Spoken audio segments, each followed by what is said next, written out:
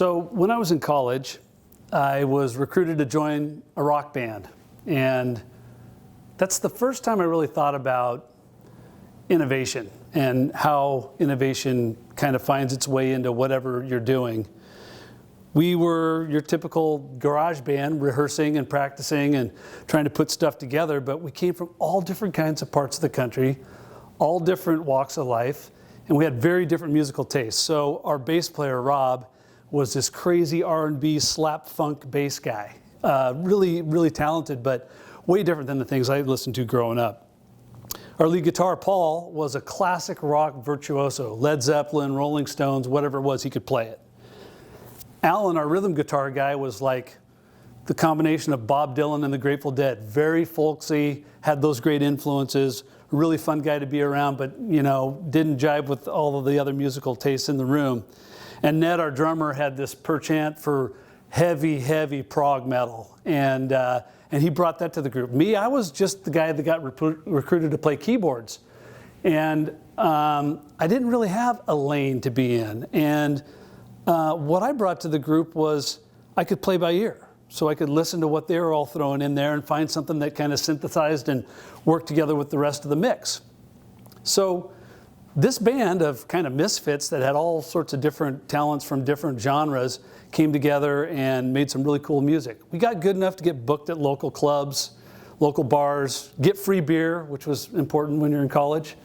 And that's the first time I really remember sitting back and thinking, wow, the stuff that we make comes because we've got a lot of diversity in the room. And that's always stuck with me ever since, even going through college and starting a business career and now running a company like Lease Crutcher Lewis.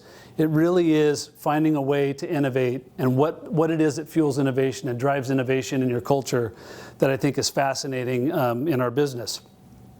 So really, what I learned was innovation doesn't come from one singular creative person all the time. It can, but most often it comes from the collective. So how do we go and create the right environment for innovation? And our story of innovation at Lewis fits really, really well with Evergreen companies and their shared principles and practices known as the 7 Ps. You live these things on a daily basis and you rarely stop to think about them. As I go through this presentation today, listen for the connections to purpose, people first, pragmatic innovation, and paced growth. So at Lewis, we strive to keep the innovation stoked in our culture in 3 key areas. First, Lewis Lean. It's our framework for employee-led continuous improvement. Second, diversity of thought. And we intentionally want to be seeking employees who have diverse backgrounds and a wide array of life experiences and embrace non-traditional hires in our business. And third, what I call plateau and retool. It's our organizational response to paced growth. So I wanted to pause and talk a little bit about purpose because it has a major role in innovation for us. Lewis empowers our people to improve our communities, turning passion for our craft into buildings that matter. And what that really tells us is innovation in construction starts with our people and empowering our people in their roles to constantly improve and seek improvement. And that's really kind of a hallmark for how we've continued to function in an innovative way. So let's start with that first framework I talked about, Lewis Lean. It's our pursuit of efficiency in our business. And really, it's our company-wide push to eliminate waste and maximize efficiency. Plus, I like Lewis Lean. It's kind of got that cool alliteration. It's catchy. It's easy to remember. And our people can kind of glom onto it in that way. So there's really 4 things that we've learned as we've pushed our way into Lewis Lean. Focus on the value. It's key to focus on the value and what your client values and what we internally value as a company. Second, minimize waste, maximize efficiency in everything that we do. Third, make sure that you have a continuous improvement +1 culture that you amplify. And fourth, make sure there's a way to capture what we're learning and doing and share that broadly within the organization. So we're stealing this from probably some of our earlier training at Lewis, but we focus on minimizing waste with the word downtime. That represents 8 different points where we can analyze ways to wring out waste from all of our systems and processes within our company. We want our people thinking about these areas in everyday work and finding ways to correct the waste. So that means defects. It means overproduction. It means looking at causing waiting time or downtime. It includes looking at non-utilized resources within the company. How we analyze transportation and make sure that that's as efficient as possible. How do we manage our inventory? Motion, are we moving and doing our work and moving our materials in the most efficient way possible? And excess processing. You got to make just what's required for the job and nothing more. So we instill this mindset through continual training on Lean. Our onboarding process talks about Lewis Lean. Our videos on our internet talk about it. And each quarter at our all-hands meeting, we give out Lewis Lean awards to reinforce the importance of this in our business. Innovation thrives in this Lewis Lean culture, and people keep bringing their best ideas forward so we can be more efficient.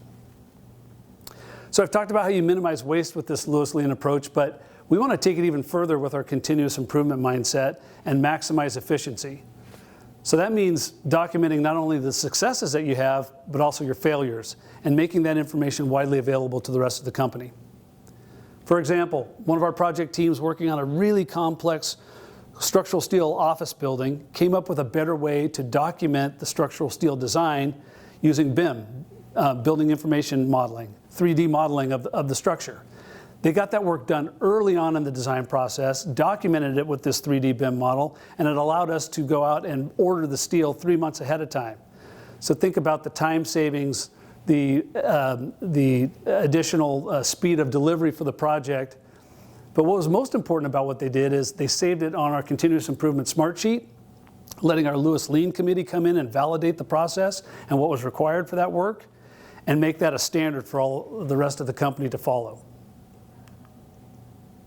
The second framework that really drives innovation in the company is diversity of thought. And diversity of thought is a really powerful driver at Lewis. We're seeking ways to get as wide and as deep as we possibly can with different perspectives and life experiences from our people and from the people we seek to hire.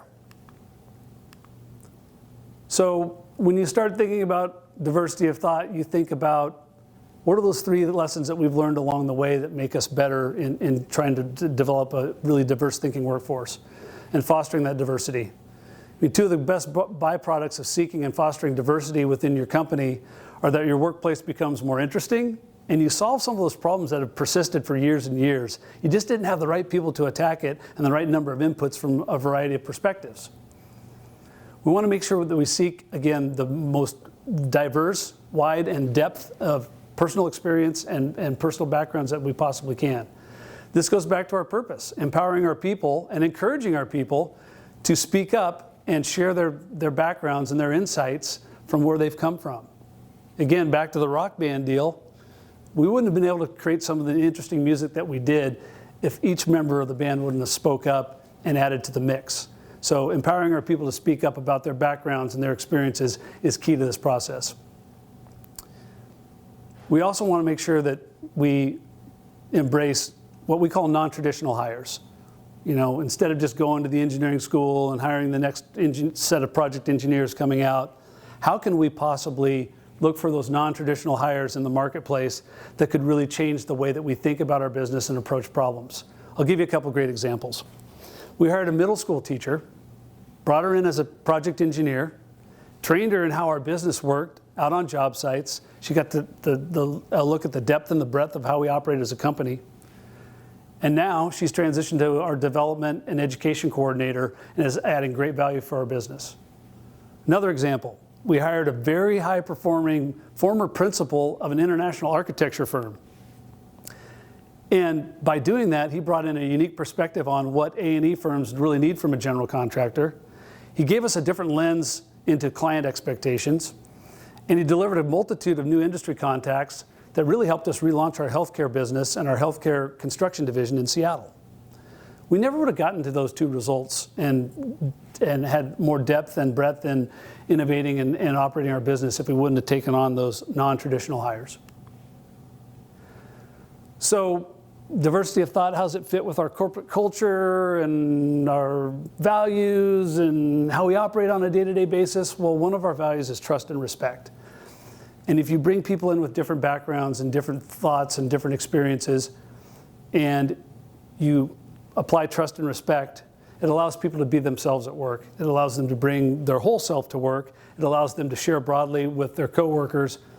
And not only do you get better outcomes and solution solving and innovation, but you get less employee turnover, higher workplace morale, and less absenteeism because people are fulfilled in their work.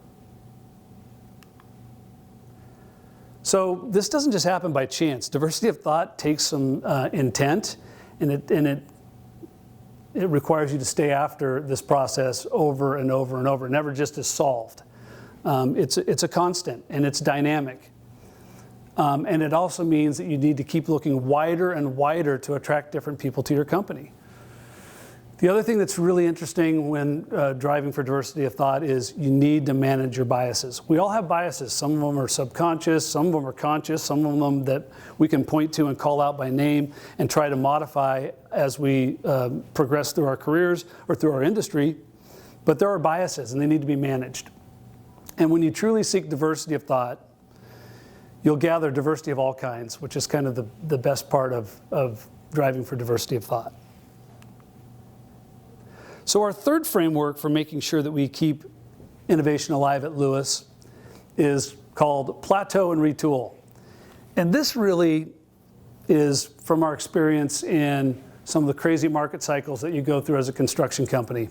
In a typical 10-year period, we can go from too much opportunity to possibly pursue all the work that's out there to scouring our geographies for any kind of work that will keep our crews busy. It's in these transitions from boom time to recession where I've found that the right frequency to really get methodical about what our business needs and break it down. What did we learn and what do we need to grow again? So this really comes down to learning around a few key components.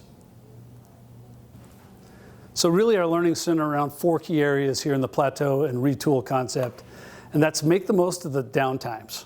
When there's a lull, when you're not riding the wave of too much construction and overproduction in the marketplace, it's a great time to pause in this plateau and analyze what we've learned and what we need to grow again. The second thing is making sure that we rebalance. That could mean rebalancing talent in different parts of your organization, in different geographies, and different departments to meet the needs of the market right now, and also to prepare ourselves for the return of a growth cycle. So how do you develop your people in these downtimes? By rebalancing. The third is being really pragmatic and prioritizing what you can add in terms of corporate support to allow your different business divisions to be at their best and function efficiently. And being very focused on what's needed and when, and develop that timeline where you'll add those resources. And the fourth thing is don't be stuck with your organizational design that was handed to you or set up by the past generation or for that past business cycle. You need to let that organizational design morph and align with the strategic plan that you have going forward so that you can weather the downturn and be ready for growth.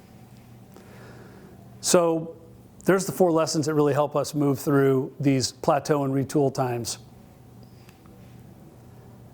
So what did we learn on this last business cycle? Well, we learned that we needed to really refine our purpose, which has been done, and that's going to be that guidance for us as we reset our strategic plan later this year. We learned that we need to have more consistency in our people services, making sure that wherever you are in the Lewis universe, you have the support and the career path and the training and development that's needed for you to be your best in your career. We've learned that risk management depth and acumen is really important in our business, not just at every project level or in every division, but throughout the entire company. So we've bolstered that. And we've put more energy and emphasis and talent into IT and technology management and setting up a governance group that really vets these technology pieces and potential adds to our business for the company as a whole and make sure that they're going to be valuable moving ahead. So the question is, as we think about plateau and retool for this recession, what do we need to keep in mind in terms of those 4 guiding principles that make sure that we get the right result as we get ready for that next growth cycle? 1, we want to make sure that we're enhancing shareholder value. We're a 100% ESOP company. We work for each other. We work for the longevity of the company. And we work to generate wealth for our own retirements and that next generation and set them up for success. 2, we want to make sure that our organizational structures and the behaviors that we encourage within our company amplify our culture at all times. 3, we want to continually test our strategies and think about them and change and tweak where we need to change our approaches, and at all times make sure that we're developing our people. And finally, we want to recognize that driving for operational excellence plus enhanced risk management will give us successful outcomes on our projects. And successful outcomes are the hallmark of Lease Crutcher Lewis as a builder in our region. And it's kind of the lifeblood for us to continue to get that next round of work and get ready for the next growth cycle. So those 4 guiding principles will be kept in mind as we run our way through our plateau and retool for this cycle. And I look forward to finding more diverse thinking through our affiliation with the Tugboat Institute. Thank you.